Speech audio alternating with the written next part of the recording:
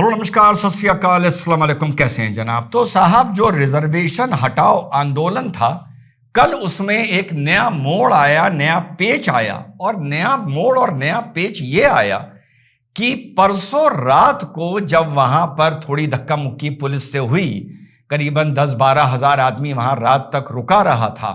वहां से जो ऑर्गेनाइजर था, जिसको कल तक ऑर्गेनाइजर ही माना जा रहा था, वही सम्मान मिल रहा था, वही प्रोटेक्शन मिल रहा था, या वही मीडिया कवरेज मिल रहा था, हर्ष दूबे, वो वहां से गायब हो जाता है। ये आरोप लगते हैं कि वो वहां पर नहीं था।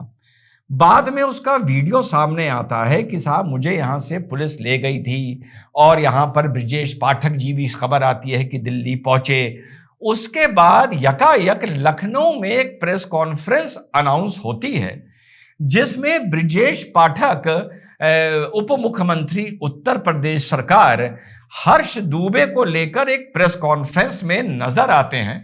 बाईं तरफ हर्ष दूबे बैठे थे और वहां पर यह अनाउंस किया जाता है कि हमने इनकी मांगे सुन ली हैं और केंद्र नेतृत्व ने किसी को असाइन किया है इन लोगों से आगे बात करने के लिए। 2-4 दिन में हम इनकी मुलाकात उन सेंट्रल लीडर से, सेंट्रल मिनिस्टर से करवा देंगे।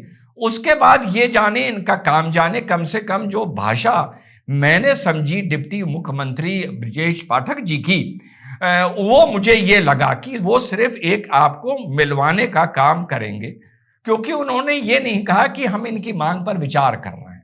हम थोड़े शब्द पकड़ कर चलते हैं।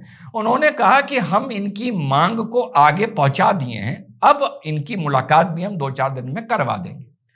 यह होना था कि एकदम से रिजर्वेशन हटाओ आंदोलन में तूफान सा खड़ा हो गया। रिजर्वेशन हटाओ आंदोलन में थोड़े बाद में जुड़े मेरे सम्मानित परिचित ने भी इसका बहुत विरोध किया, और जो भी उन्होंने इस पर ट्वीट किए वो इस तरह से थे कि वो नाराज भी थे, निराश भी थे, और पूर्णतः उन्होंने हर्ष दूबे को टारगेट किया।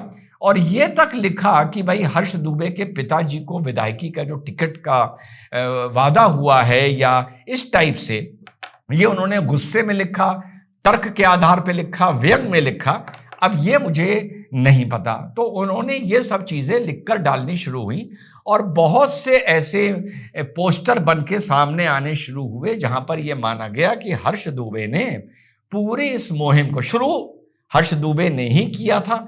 5-6 मिलियन तक शायद सब्सक्राइबर्स तक ये पहुंच गए थे।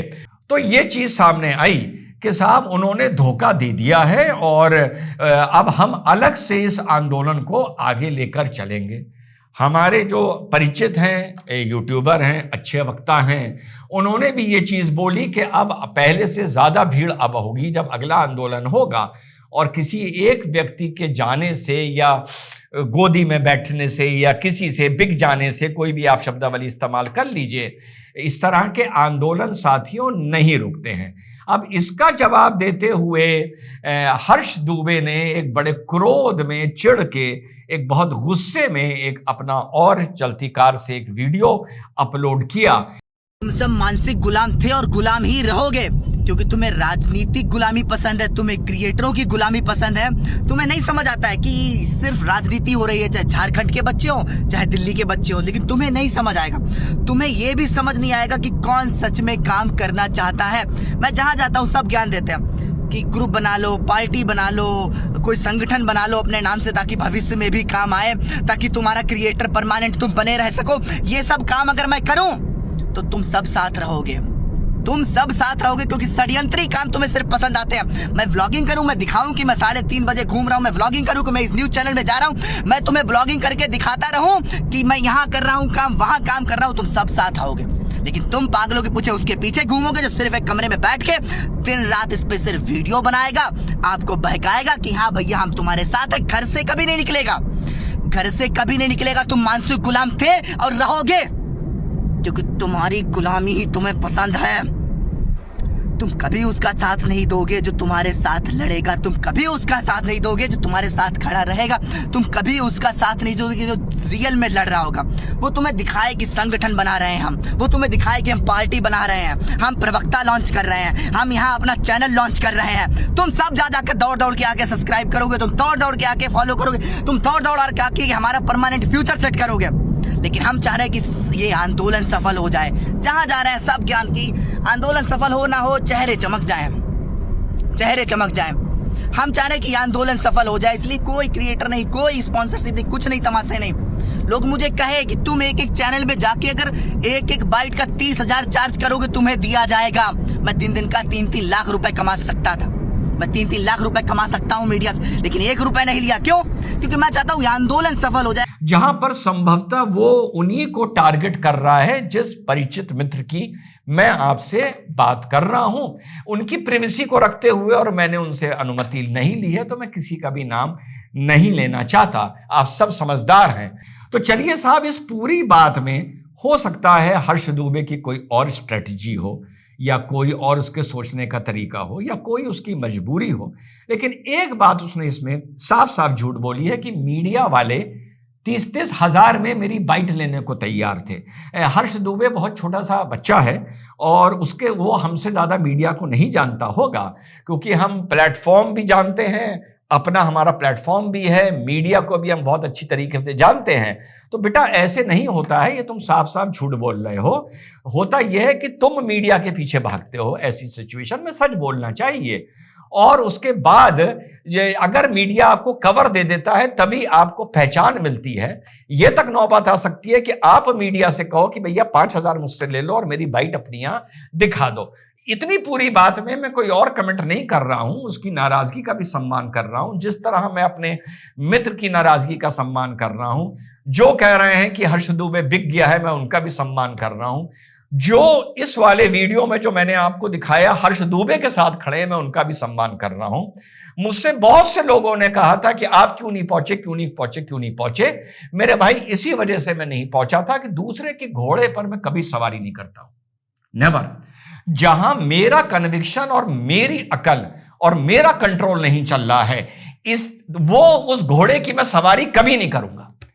वो घोड़ा अगर भाजपा का भी हो तब भी नहीं करूंगा। जहां पर मेरा मन, मेरी अकल और मेरी ऑर्गेनाइजेशनल स्किल, मेरी एक बात करने नहीं मानी जा रही, मैं उसको चीज को ज्वाइन कभी नहीं करूंगा। अगर मैं गया होता तो शायद आज मैं भी अपने को ठगा महसूस कर रहा होता, या मैं एंटी हर्ष दुबे गुट में खड़ा होता, या मैं प्रो हर्ष दुबे गुट में खड़ा होता और आहत महसूस कर रहा होता और हारा हुआ महसूस कर रहा होता। तो कार्यक्रम भले हम पुलिस स्टेशन पर 1100 आदमियों का करें, वो रहना चाहिए हमारे कंट्रोल में, और हमको पता होना चाहिए कि जो भी यहां पर लोग आए हैं ये सिर्फ हमारे प्यार और सम्मान में आए, और उनके प्यार और सम्मान को हम किसी कीमत पर धोखा नहीं देंगे। इसीलिए 30 अगस्त को मैंने आरटीआई तो डाल दी है, 30 अगस्त को, कि भैया सुप्रीम कोर्ट की डायरेक्शंस आने के बाद, कमेटी बनने के बाद, तुमने अगर राहुल की एफआईआर लिख ली, हमने तो तुमसे बोला ही नहीं था कि लिखो, क्योंकि हम समझदार आदमी, हम समझ गए थे कि हाई कोर्ट का, सुप्रीम कोर्ट की कमेटी बन गई है, अब हमारी एफआईआर नहीं लिखी जाएगी, लेकिन तुमने अगर राहुल गांधी की लिख ली तो हमारी भी लिख लो। तो 30 अगस्त को, अभी मैं आपको अपडेट कर दूंगा, अभी 6 दिन हैं, मैं अपनी एफआईआर की कॉपी लेने वहां पर जाऊंगा। कोई साथियों धरना प्रदर्शन नहीं है, हमने तो उनका सम्मान किया है, हम उनकी मजबूरी भी समझते हैं पुलिस की। अगर वो हमको एफआईआर की कॉपी नहीं देते, हम बिना एफआईआर की कॉपी लिए वहां से वापस आ जाएंगे। 2 घंटे बैठकर हम यहां पे फरियाद लगाऊंगा मैं कि भाई हमको दे दो। उच्च अधिकारियों से पूछ लो, होम मिनिस्ट्री से पूछ लो।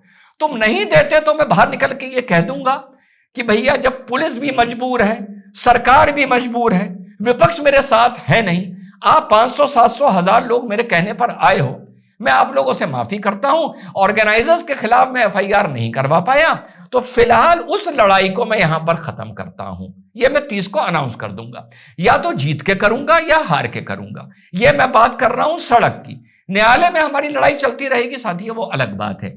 लेकिन जो सब मुझसे, ये मैं पहले से बता रहा हूं, सब मुझसे कह रहे थे कि आप इस आरक्षण की लड़ाई में क्यों नहीं आ रहे, तो मैंने जैसा बता दिया कि दूसरे के घोड़े पर मैं कभी सवारी नहीं करता। घोड़ा रेस जीत जाएगा तो घोड़े की तारीफ होगी, रेस में हार जाऊंगा तो मेरी बुराई होगी, घोड़े की बुराई नहीं होगी। और कहो कभी मौके पर घोड़ा पटक के मुझे गिरा दे जिससे मेरी नाक गिड़ कट जाए, अगर मैं भी जंतर मंतर पहुंच जाता 21 तारीख को, तो वही वाला बात होती कि घोड़े ने पटक के गिरा दिया। हां, घोड़े को चारा खिला रहा हूं 7, 8, 10 दिन में, 15 दिन में, क्योंकि लड़ाई बहुत लंबी है। रिजवान अहमद सोशल मीडिया के फॉलोअर्स के दम पर बहुत समझदारी से अपने फैसले लेता है, क्रीज कभी नहीं छोड़ता है। कभी मैं क्रीज नहीं छोड़ता हूं, ठीक, क्रीज के अंदर से हेलीकॉप्टर शॉट में जितनी मार दूं, ये मेरा टैलेंट, ये मेरा हुनर।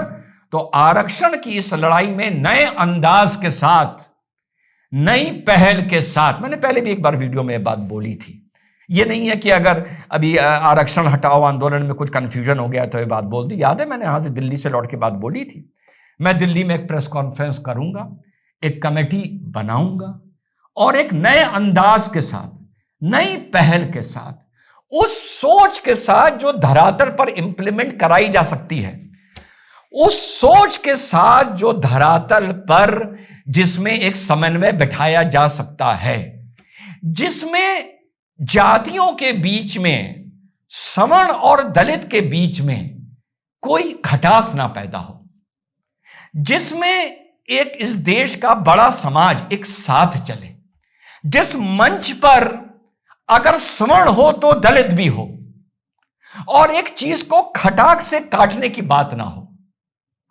उसको धीरे धीरे करके, कुछ वक्त लगाकर उसको इस तरीके से रेगुलेट किया जाए कि लोग जुड़ें, इस लड़ाई में बटे ना, और बटने से उसको ना फायदा हो जो कहता है 50 नहीं हम तो 60% करके दिखाएंगे, जो कहता है जिसकी जितनी हिस्सेदारी उतनी उसकी भागीदारी, ये ना हो। तो एक टोटल पैकेज लेके आपका भाई के आरक्षण की ये लड़ाई कैसे शुरू करी जा सकती है, और 25-30 साल बाद वो जिंदा नहीं रहेगा, कैसे इसको अंजाम तक पहुंचाया जा सकता है। क्योंकि मैं वो बेवकूफ नहीं हूं कि मेरी इस मुहिम में 3 मिलियन लोग मेरे साथ जुड़ जाएं तो मैं अपनी उड़ान भूल जाऊं और ऊंचा थूकने लगूं, फिर थूक मेरे मुंह पर गिरे। 25-30 साल में कैसे इसको ठीक किया जा सकता है, वो फॉर्मूला लेकर आपका भाई आ रहा है। मुझे यकीन है कि मेरे फॉर्मूले की काट और तोड़, जिसमें सब चीज शामिल होगी, हमारी दलित बहनों के लिए अलग स्कीम होगी, दलित भाइयों के लिए अलग स्कीम होगी, वंचित दलितों के लिए अलग स्कीम होगी, जो कुछ पा चुके हैं उनके लिए अलग बात होगी, सवर्ण भाई और दलित भाई जुड़ के साथ चलें, ये इसकी मुहिम होगी। कोई ये नहीं बोलेगा कि पानी पीना था तो खोद लेते अपना कुआं, हमारा कुआं था हमने तुम्हें पानी नहीं पीने दिया। मैं अपने मन से या अपने समर्थकों को ऐसी बयानबाजी नहीं करने दूंगा जो एक समाज को बांटे एक लड़ाई के चलते, और तुम्हारे बंटने से उसका फायदा हो जो चाहता है ये समाज बटे। तो एक बहुत व्यापक प्रपोजल लेकर आपका भाई आ रहा है और डंके की चोट पर आ रहा है, उसमें कमी नहीं होगी। जय हिंद, वंदे मातरम, खुदा हाफिज।